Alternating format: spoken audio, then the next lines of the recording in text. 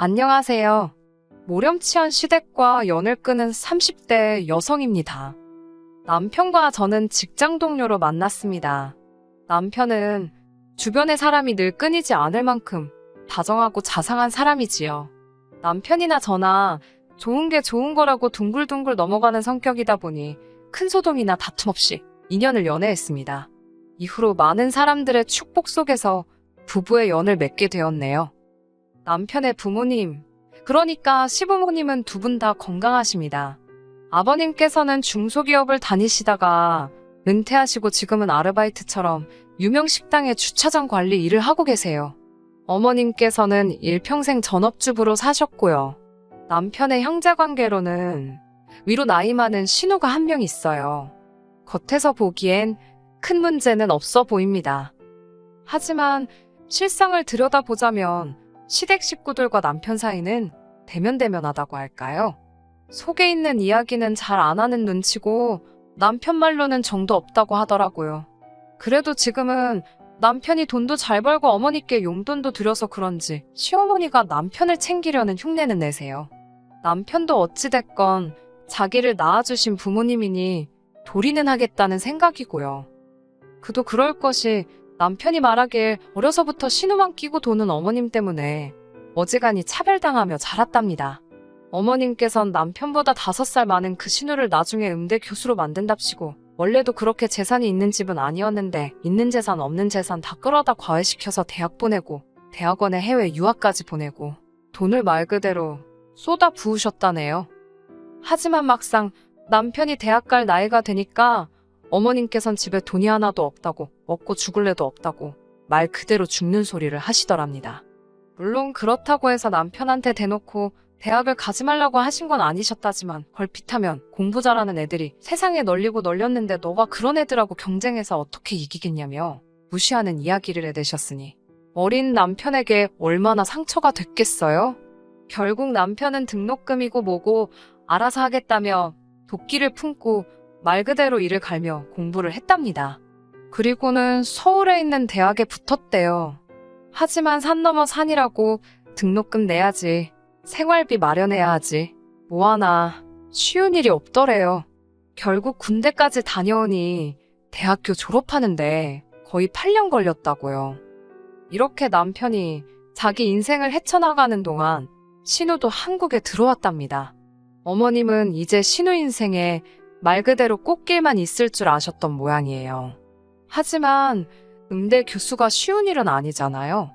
무엇보다 이제 돈도 하나 없었던 시댁에서 계속해서 신우 뒷바라지를 해줄 수도 없었겠지요.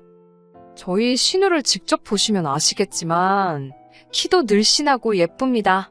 남편 말로는 젊어서는 더 예뻤다고 하더라고요. 그래서 동네 선배들한테 인기도 많고 가끔 집 앞에 찾아와서 만나달라고 우는 사람도 있었답니다. 그래서인지 어머님께선 언젠가부터 교수 같은 거 안 해도 그만이다. 연예인을 시킬지 고민 중이다. 돈 많은 집에 시집가서 사모님 소리 듣고 살 팔짱가 보다. 그런 식으로 말씀을 하고 다니셨대요. 그리고 실제로 한국에 들어온 지 2년 만에 신우는 결혼을 했습니다. 부모가 중소기업을 한다는, 그리고 그 사업을 물려받을 거라는 남자를 만나서 정말 못만 갔지요. 그런데 그런 신우가 이혼을 했습니다. 저희가 결혼하고 얼마 지나지 않았을 때였어요. 정확한 이혼 사유는 모르지만 조카는 신우가 키우기로 했다는데 위자료며 양육비며 한 푼도 못 받게 된 모양이더라고요. 졸지에 갓난아기를 데리고 이혼녀가 된 신우는 갈 곳이 없었기에 결국 시댁으로 들어와서 살게 되었습니다. 솔직히 신우의 사정이 안타깝긴 했지만 신우가 어디에 가서 살든 저희가 관심을 가질 필요도 왈가왈부할 문제도 아니었지요. 하지만 부모된 입장인 시부모님께선 그런 신우가 안타까워서 죽으려고 하셨어요. 처음에 제가 인사드리러 갔을 때도 당신 딸이 얼마나 잘났고 그래서 얼마나 시집도 잘 갔는지 모른다며 한마디로 딸에 대한 자부심에 목숨을 건 양반이셨습니다. 그래서인지 신우가 쫓겨나듯 이혼을 한 걸 아시고는 말 그대로 기절초풍을 하셨네요. 하지만 그렇다고 해서 시어머니도 그렇고 시아버지도 그렇고 딱히 신우를 도와줄 만한 방법을 갖고 계시진 않았어요. 저희에게 자세히 말씀은 안 하셨지만 정황상 신우에게 이혼의 책임이 있었던 모양이더라고요. 아무튼 신우가 시부모님과 합가한 지 3개월쯤 지났을 때였습니다. 어머님 생신이라서 시댁에 모두 모이게 되었지요. 결혼하고 처음 챙겨드리는 어머님 생신이었기에 잘해드리고 싶었습니다. 솔직히 말씀드리자면 그때만 해도 착한 며느리, 좋은 며느리로 어머님 눈에 들고 싶었거든요. 저는 친정부모님과 사이가 너무 좋은데 남편은 시부모님과 그렇지 못했으니 저 속이 말이 아니겠구나 싶어서 제가 중간에서 다리가 되어주고 싶은 마음이 있었지요. 전날 미역국은 미리 끓여두었고 갈비찜하고 잡채도 데우기만 하면 되는 상황이었어요. 시댁에 도착해 생일상 준비를 하는데 신우는 어딜 갔는지 보이지 않더라고요. 그래도 본인 어머니 생신인데 금방 나타나겠지 생각하고 크게 신경 쓰지 않았어요. 조카를 안고 계시던 어머님은 제가 하는 것들이 뭔가 못마땅하신지 계속 부엌 앞을 서성이며 혀를 차셨습니다. 구체적으로라도 뭐가 잘못되었다고 확실히 지적을 해주시면 좋은데 밑도 끝도 없이 안목이 없다, 손끝이 야무지지가 못하다 그런 식으로 이야기를 하시니 속도 상하고, 그런데 남편이 다 듣고 있었던 모양이에요. 부엌으로 들어오더니 어머님께 그러실 거면 이 음식들은 저희가 가져갈 테니 외식이나 하자며 저더러 그만 차리라고 하더라고요. 그러자 어머님께서도 시애미가 그런 소리도 못하냐며 사부치곤 다시 거실로 돌아가셨습니다. 그리고는 상차림이 끝날 때까지 남편이 옆에서 저를 도와주었지요. 어느덧 상을 다 차리고 수저를 놓고 있는데 신우가 작은 방에서 나오더라고요. 부스스한 머리에 잠옷차림. 아무리 그래도 그렇지 남동생도 오고 올케도 오는데 저럴 수가 있나 싶어서 어이가 없더라고요. 그래도 제가 뭐라고 할 군번이 못 되잖아요. 꾹 참고 앉아서 식사하시라고 그랬지요. 신우가 케이크 정도는 준비해놓지 않았을까 생각하다 혹시 몰라서 저희가 하나 사갔는데 꼬락서니를 보아하니 사가길 잘했다 싶더라고요. 그렇게 생크림 케이크도 식탁에 올렸는데 어머님께서 네 신우는 생크림을 안 먹는답니다. 아니, 어머님 생신이지 신우 생일도 아니고. 그러자 남편이 그럼 저희가 가져가겠다며 바로 다시 상자에 집어넣더라고요. 그러자 어머님께선 아무리 그래도 초는 불어야 할 거 아니냐고 네 조카가 초 부는 거 좋아한답니다. 남편은 걔가 초 불면 케이크에 침 다 튀는데 그거 더러워서 누가 먹냐고 안 된다고 하더라고요. 그러자 어머님도 당신이 한 소리가 있어서 더는 말씀도 못하시고 너 마음대로 해라 그러시더라고요. 식사를 시작했는데 애가 얼마나 나분거리는지 어머님께서 식사를 거의 못하고 계셨습니다. 신우는 막말로 자기 엄마 생일에 자기 자식인데도 하나 신경도 안 쓰고 자기 밥 먹느라 정신 없더라고요. 보다 못한 제가 어머님께 제가 아이를 볼 테니 식사를 하시라 했습니다. 어머님도 고맙다 하시면서 애를 저에게 넘겨주셨어요. 정말이지 여기까진 아무런 문제도 없었습니다. 그런데 아무래도 제가 애를 안고 있다 보니 식사하기가 수월하지 않더라고요. 남편이 보다 안 되겠던지 3일 싸서 제 입에 넣어주었어요.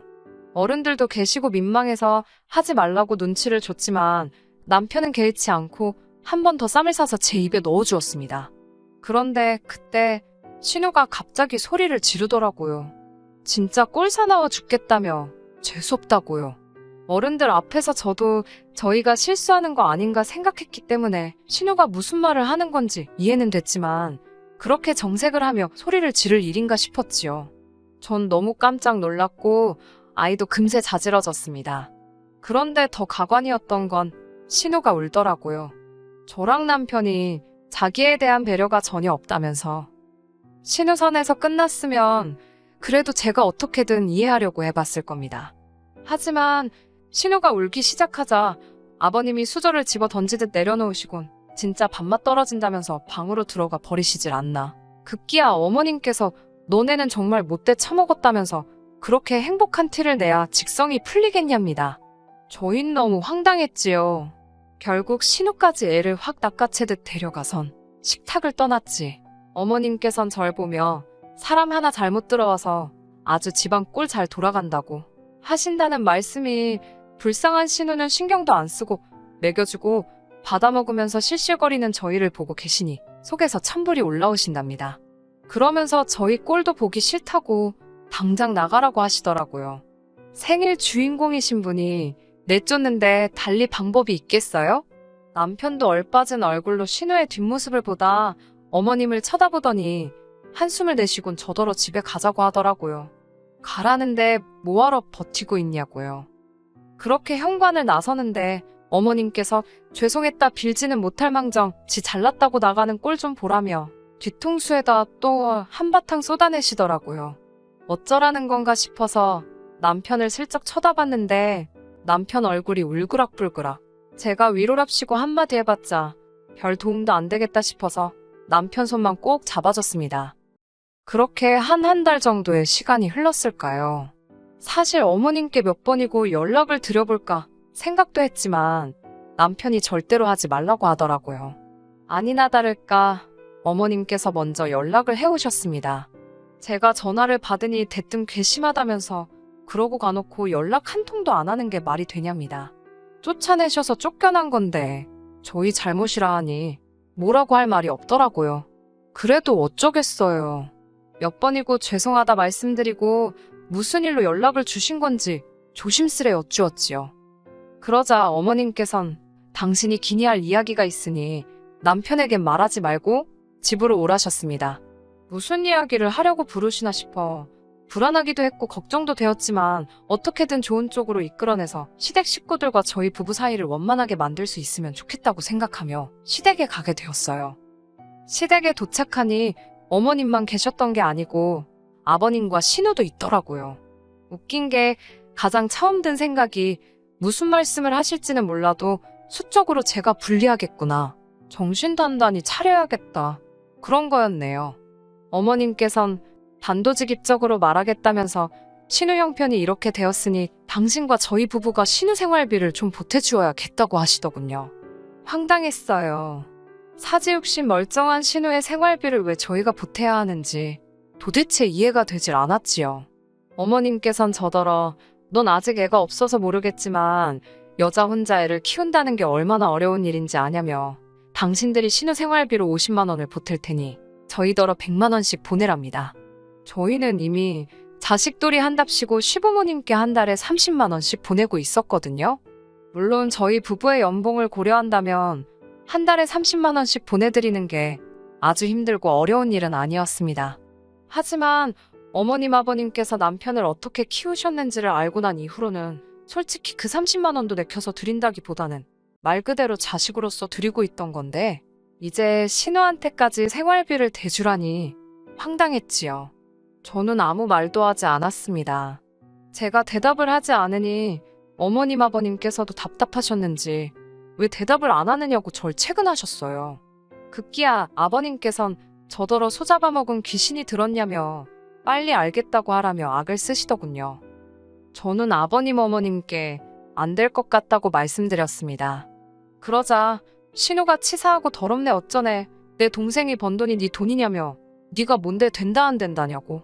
저도 짜증이 나서 그럴 거면 애시당초 남편한테 직접 물어보시지 왜 사람 귀찮게 오라가라 불러놓고 안 된다니까 화를 내냐고 받아쳤어요. 그러자 어머님께선 저더러 어디 배운 데 없이 손윗사람한테 달라드냐며 지금 네 신우 무시하냐입니다. 네 신우가 얼마나 잘났는 줄 아냐면서 너까지 거랑은 상대도 안 된다는 거예요. 그 말을 들으니 저도 말 그대로 눈이 뒤집히더라고요. 제가 그렇게 잘나서 위자료도 한 푼 못 받고 이혼해서 친정에 기어들어 사냐고 받아쳤습니다. 저도 제가 말이 지나쳤다는 건 인정합니다. 그러자 아버님께선 절 가만두지 않으시겠다며 손을 올리셨고 저는 말 그대로 옆에 두었던 제 핸드백만 들고 도망치듯 시댁을 나왔습니다. 차에 올라탔는데 심장이 벌렁거리고 한편으론 억울해서 눈물이 쏟아지더라고요. 남편에게 전화를 걸었더니 제 목소리를 듣곤 대번에 무슨 일이냐고 묻길래 방금 있었던 일을 털어놓았습니다. 당신 누나한테 막말한 건 너무 미안한데 자꾸 나를 무시하니까 나도 모르게 그런 소리가 나갔다며 미안하다고 했어요. 그러자 남편은 잠깐 말이 없더니 그냥 차 안에 있으랍니다. 자기가 지금 온다고 1시간만 기다리라고요. 남편은 약속한 시간보다 조금 일찍 도착했어요. 저를 보더니 미안하다며 같이 시댁으로 가자고 하더라고요. 시댁에 도착해 초인종을 누르니 어머님께서 빌러 왔냐라는 말과 함께 문을 여셨어요. 그러다 남편을 보고는 조금 놀라신 듯 했지요. 다시 온 가족이 거실에 모였습니다. 아버님께선 다짜고짜 저를 가리키며 저런 물건을 데려오다니 기가 막힌답니다. 그러자 남편이 아버님께 그런 식으로 말씀하실 거면 그냥 가겠다고 하더라고요. 어머님께서도 아버님께 가만히 좀 있어 보라며 아버님을 진정시키셨어요. 남편은 대뜸 그래서 총 해달라는 게 얼마냐고 어머님께 묻는 게 아니겠어요. 전 솔직히 좀 당황스러웠습니다. 늘 제 편인 줄만 알았던 남편도 결국엔 어쩔 수 없구나. 그런 생각도 들었고 다 적을 순 없지만 별의 별 생각이 머릿속을 스쳤거든요. 서운하기도 하고 허탈하기도 하고 저만 바보 된 것 같기도 하고 반면에 어머님의 얼굴엔 금세 화색이 돌았습니다. 어머님께선 한 달에 이래저래 150이면 넉넉지 않겠냐며 아까 저에게 말씀하신 금액보다 더 큰 금액을 부르시더라고요. 착한 아들이 이번에도 당신 뜻대로 해줄 거라 생각하셨던 모양이에요. 하지만 남편의 입에서 나온 대답은 뜻밖이었습니다. 그렇게 드리면 자기에겐 뭐가 돌아오냐고 묻더라고요. 시댁 식구들도 저도 놀라서 남편을 쳐다봤습니다. 남편의 장점이자 단점이 계산적이지 못하다는 점이기도 했고 그런 식으로 따지는 모습은 본 적이 없었으니까요. 당황하신 듯한 어머님과 아버님께선 가족끼리 돕는데 그런 게 어디 있냐입니다. 그러자 남편은 자기 대학 다니고 그럴 때 아무도 자기를 안 도와주지 않았냐며 그런데 자기는 왜 도와야 되는 거냐고 묻더라고요. 자식 된 도리는 충분히 하고 사는 것 같은데 누나 돕는 것도 뭐 도리가 있는 거냐고요. 그러자 신우가 동생의 도리 모르냐입니다. 남편도 누나의 도리는 없냐고 받아쳤고요. 그러자 어머님께선 당신이 너무 오래 살아서 별소리를 다 듣는다며 서럽다고 그러셨어요. 뜬금없이 감정에 호소하시더라고요. 당신의 착한 아들이 여우 같은 저를 만나서 돈 몇 푼에 저렇게 연연하는 놈으로 변했다네요. 그리고 덧붙이신 말씀은 충격적이었어요. 남편더러 너도 이혼하라고 그래서 우리 네 가족이 예전처럼 알콩달콩 살자고 하시더라고요. 신우 이혼했을 땐 개거품을 물고 쓰러지시던 양반이 아들더런 이혼하라고. 전 남편의 그런 얼굴은 처음 봤어요. 남편이 정말 무서운 얼굴을 하더니 이제 아예 자기 인생을 망칠 작정이냐며 어머님께 악을 쓰더라고요. 이혼을 할 바엔 이 가족들하고 연을 끊겠다며 자기 좀 제발 호적에서 파달라고 하더라고요. 그 망할 자식돌이 좀 안 하고 살 수 있게 해달라면서요. 그러면서 저한테 사과하기 전까진 안 보고 살 줄 알라며 제 손을 잡아 끌고 나왔답니다. 이후로 저희 부부는 시댁에 안 가고 있어요. 벌써 반년도 지났지요. 그래도 계속 보내드리려던 용돈은 끊지 않으려고 했는데 남편이 절대로 드리지 말라더군요. 저도 고민 끝에 남편의 의견에 따르기로 했습니다. 시부모님께서 제 남편을 어려워하고 불편해하셨으면 좋겠다. 솔직히 그런 생각이에요. 대부분 사람들이 남편도 결국 시댁 식구더라. 그래서 이혼했다 하는데 그래도 저는 참 운이 좋은 사람인 것 같아요. 앞으로도 지금처럼 남편이 제 편이 되어주고 제가 남편의 편이 되어준다면 어렵고 힘든 일은 없겠지요? 시부모님이나 신우를 생각하면 안쓰럽고 안타까운 마음이 들긴 하지만 멋대로 나서지 않으려고요. 제가 지금 지켜주어야 할 건 제 남편이니까요. 끝까지 들어주셔서 감사합니다. 오늘의 사연은 여기까지입니다. 구독과 좋아요, 알람 설정 부탁드리고 더 좋은 사연으로 다시 찾아뵙겠습니다. 감사합니다.